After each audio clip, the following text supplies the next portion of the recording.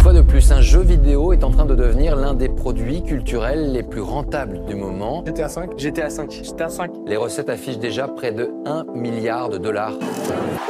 On va rentrer d'ici la fin de l'année dans un nouveau cycle de consoles de jeux qui va voir le marché croître de façon très importante pour les 4, 5, 6 années qui viennent. Voici GTA V, la nouvelle version du jeu le plus vendu au monde. It's a video game that is shattering sales. $1 billion in sales. GTA 5, GTA 5. GTA V, le jeu vidéo le plus cher jamais réalisé. Grand Theft Auto 5, $1 billion in sales in 3 days. Grand Theft Auto. Grand Theft Auto 5, the record for the best box office opening ever.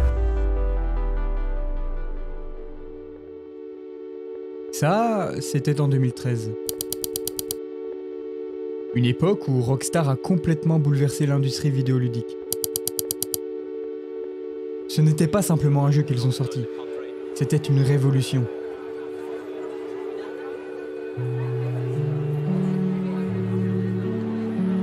À travers GTA V, Rockstar a redéfini les standards du jeu vidéo, non seulement en termes de gameplay, mais aussi en termes d'expérience communautaire. Ils ont créé une époque où les joueurs n'étaient plus simplement des consommateurs, mais des participants actifs à une expérience partagée. Mais voilà, l'histoire d'un jeu légendaire touche à sa fin, ou du moins, elle prépare la voie à une nouvelle ère, car derrière ce dernier chapitre, un nouveau monde s'annonce. GTA V a changé bien plus que l'industrie du jeu vidéo. Il a inscrit son nom dans l'histoire en devenant un événement culturel, il a marqué la fin d'une ère et l'a préparé pour la suivante. Mais quand j'ai réfléchi à tout ça, une question m'a traversé l'esprit. Est-ce qu'un jour, à l'aube des années 2000, on se doutait que le monde du jeu vidéo allait exploser à ce point ? Personnellement, je ne peux répondre à cette question car je suis tout simplement trop jeune pour avoir connu le début de l'évolution de l'ère vidéoludique actuelle. Et honnêtement, le terme jeu vidéo n'est pas quelque chose que j'aime énoncer tel quel car ce mot veut tout et rien dire en même temps. Les jeux vidéo sont plus qu'un simple hobby créé pour nous divertir. C'est parti tellement loin que nous pouvons le qualifier en toute objectivité de 8e art. Parti tellement loin que chaque sortie d'un quelconque titre nous provoque un sentiment d'excitation, même pour les licences les plus critiquées. Aujourd'hui, c'est de cela dont j'ai envie de vous parler. Une chose qui a tellement fait parler d'elle qu'elle a éveillé un point de vue similaire à tout être humain l'avoir perçu ou même entendu. Une grande chose approche pour le monde du jeu vidéo. Je parle bien évidemment du trailer de GTA 6 survenu en décembre 2023, cumulant aujourd'hui plus de 245 millions de vues sur YouTube. C'est colossal. Et en voyant ça et l'engouement qu'il y a autour de ce simple trailer, une chose est sûre, Rockstar c'est quelque chose que l'on ignore encore, ce que GTA 6 va apporter risque de complètement bouleverser notre vision du jeu vidéo. Et je ne cherche pas à vous troubler, mais il s'est passé près de 15 mois depuis l'apparition du trailer de GTA 6, soit bientôt 1 an et demi. Alors oui, le temps passe vite et s'écoule peu à peu vers la sortie de ce jeu tant attendu, mais s'approche aussi vers la fin d'une décennie ayant marqué ce domaine audiovisuel. Je fais bien entendu référence à notre grand précurseur GTA V. GTA, 3 lettres qui ne veulent rien dire pour certains, mais qui créent une sensation puissante dans l'esprit de ceux qui les lisent, même aux joueurs les plus occasionnels. Pourquoi me diriez-vous ? Bon, en réalité personne ne se pose cette question car tout le monde sait pourquoi. Ce n'est pas comme s'il trônait fièrement à la 2e place des jeux les plus vendus à travers le monde ou qu'il occupait le top 10 des titres les plus influents depuis des années maintenant, rivalisant ainsi avec les plus grands free-to-play du marché, et tout ça à l'échelle mondiale. Au final, 3 lettres anodines, mais pour nous, une révolution.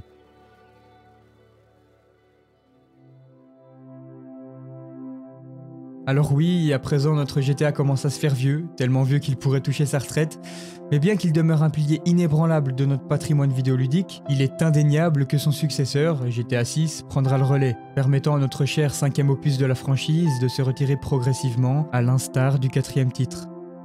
Et j'aimerais en toute bonne conscience partager mon ressenti sur ce jeu dont l'appréciation peut être largement universelle. En effet, bien que nous vivions dans une réalité où chacun possède son propre avis sur divers sujets, il est frappant de constater à quel point nos perspectives peuvent converger plus souvent qu'on ne le pense, en particulier lorsqu'il s'agit d'une licence emblématique comme GTA. Maintenant que cela est dit, je vous invite, si vous le souhaitez, à partager votre ressenti en fin de vidéo. Cela nous donnera l'occasion d'échanger, de comparer nos expériences de joueurs et de voir si, comme je l'ai mentionné précédemment, nos perspectives convergent réellement. Parmi ces perspectives, l'une d'elles se fait ressentir, nous permettant de se poser une question commune. Vous souvenez-vous de l'instant où vous avez pris la décision de lancer GTA V pour la première fois ? Parce que moi oui, je me souviens de la première fois où je suis arrivé sur GTA Online.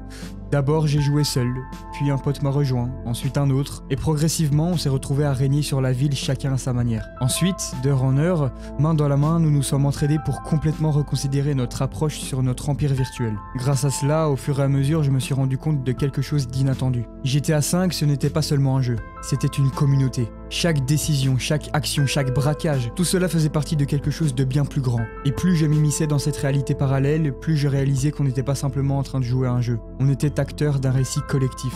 Un récit façonné par des milliers de joueurs, chacun avec sa propre histoire, sa propre vision de Los Santos. À ce moment-là, l'idée de suivre une quête m'intéressait moins que d'être dans un monde ouvert où les possibilités étaient infinies, où chaque interaction pouvait aboutir à quelque chose d'unique. C'était la promesse du multijoueur, la liberté d'écrire ma propre biographie. C'est pourquoi j'ai longuement hésité à débuter l'histoire du jeu, car à ce moment-là, en suivre une pendant des heures à travers un quelconque jeu ne m'excitait pas davantage que de jouer avec des milliers de joueurs s'affrontant sur des free-to-play plus uniques les uns que les autres. J'avais tort. La première fois que j'ai lancé le mode histoire de GTA V, j'ai complètement redécouvert le jeu, et plus particulièrement l'art de Rockstar. Pouvoir contrôler indépendamment 3 personnages avec leurs attributs uniques, leur caractère unique et leur propre quête était entièrement nouveau pour moi. Avoir la possibilité de choisir ma propre fin m'avait profondément marqué. J'avais l'impression de dresser mon propre récit à travers mes décisions, alors qu'en réalité, ce n'était qu'une illusion soigneusement conçue par Rockstar, qui avait défini ses choix dès le départ. Par la suite, quand je suis revenu sur le mode en ligne, j'avais comme une envie de créer ma propre personnalité, ma propre façon de penser, mon propre moi. C'est donc ainsi que j'ai découvert le RP. Toutefois, je n'ai pas pu l'exploiter sur des serveurs pour 2 raisons principales. Premièrement, en jouant sur PlayStation 4, l'accès au serveur RP était impossible. Deuxièmement, je n'avais pas encore pleinement pris conscience de l'ampleur qu'avait pris le RP dans l'univers du jeu vidéo. Cependant, cela n'était pas un problème pour moi. Il me suffisait simplement d'1 ou 2 potes pour ainsi pouvoir créer notre propre RP. Autant vous dire que j'en garde d'excellents souvenirs. Avoir le rôle d'un gangster à qui nous devons de l'argent ou prendre le rôle d'un riche complexé en manque de sensations fortes était incroyable. Bref, durant cette période de découverte en tant que novice sur GTA, j'ai eu la chance, comme beaucoup d'autres joueurs, de me façonner mes propres souvenirs selon la manière dont j'ai voulu aborder le jeu, me rendant à présent nostalgique au plus haut point quand je retourne sur certains lieux emblématiques du mode histoire ou par conséquent de mon mode histoire.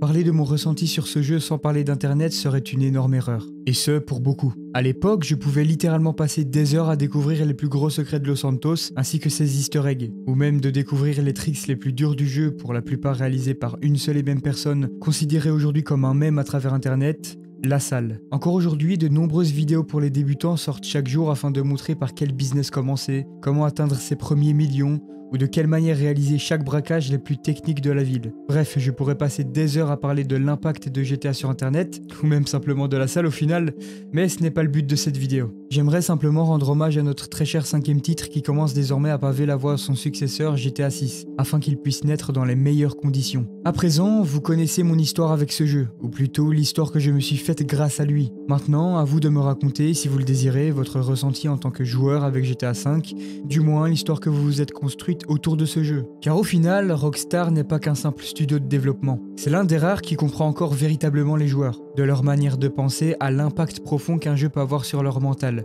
voire sur leur vie. Nous l'avons clairement remarqué avec Red Dead Redemption 2, qui est incontestablement l'un des jeux les plus remarquables de l'ère d'Internet. Rockstar maîtrise véritablement l'art de créer des expériences vidéoludiques marquantes, et ce depuis des années. Il possède encore ce pouvoir de révolution, un pouvoir que l'industrie a perdu depuis bien longtemps maintenant. Ils sont les seuls à pouvoir relever le monde du jeu vidéo mainstream, car ils ont compris une chose qu'aucun autre studio ne veut admettre, la qualité est bien supérieure à la quantité. C'est d'ailleurs pour cette raison que certains jeux indépendants nous marquent bien plus que les énièmes opus de franchise établis depuis des dizaines d'années, forcés à sortir un nouveau titre annuellement dans une logique purement mercantile.